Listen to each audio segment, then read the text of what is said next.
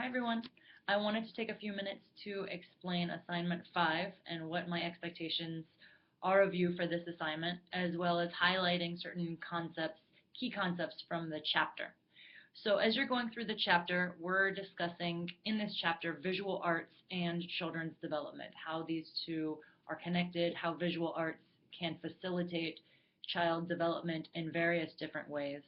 So I want you to make sure and pay attention to how the connection between visual arts and activities that incorporate visual arts can foster child development in the area of physical development, the area of social emotional development, cognitive development, and creative development.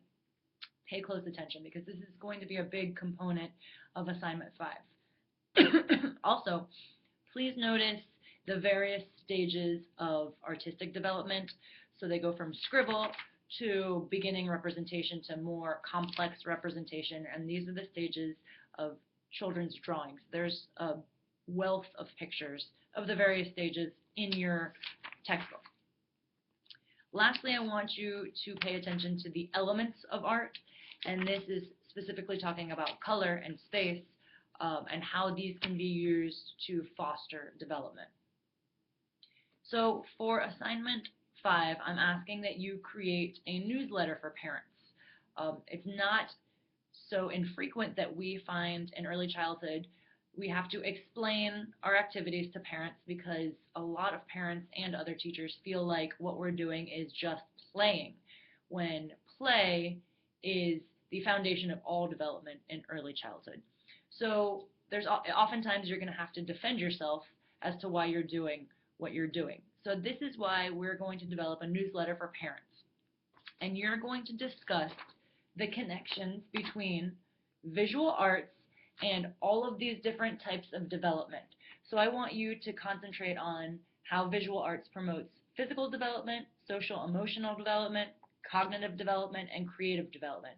And if you want to, you can add language development in there as well, because students are always talking about their drawings, their creations, they're using language, they're developing their language skills. So you can make this newsletter whatever you want. You can incorporate videos and pictures, you can make it aesthetically pleasing. Just make sure it's something that you could even use in your classroom and hand out to parents to help them understand that what you're doing is not just art play, but it really is fostering development in various areas. In your explanations of how visual arts leads and fosters and facilitates all of these different types of development, you're going to include elements of art and the stages of art. So you're going to bring in, some good research-based practices, and you're going to incorporate these concepts, which are very well known in creative art within the classroom. So you can, I said this already, you can make this however you want, but it needs to be at least 1 page long. I can't see you providing enough information in less than a page.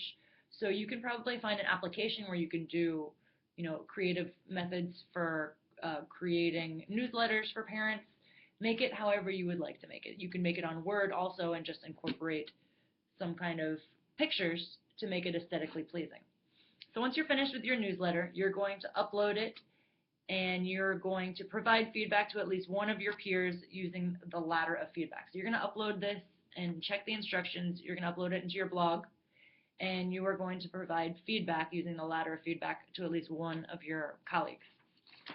So have some fun with this assignment. You're really going to get a good grasp on how visual arts really does facilitate development in all of these different areas, and you're going to be convincing enough that you can hand this out to your parents in the future, and they will be enlightened at all of the different ways that you can facilitate development. So if you have any questions, please contact me, and in the meantime, enjoy creating your newsletter.